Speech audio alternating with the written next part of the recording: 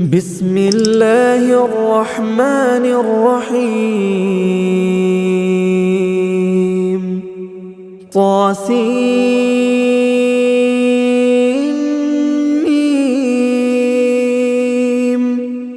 تلك آيات الكتاب المبين نتلو عليك من نبأ موسى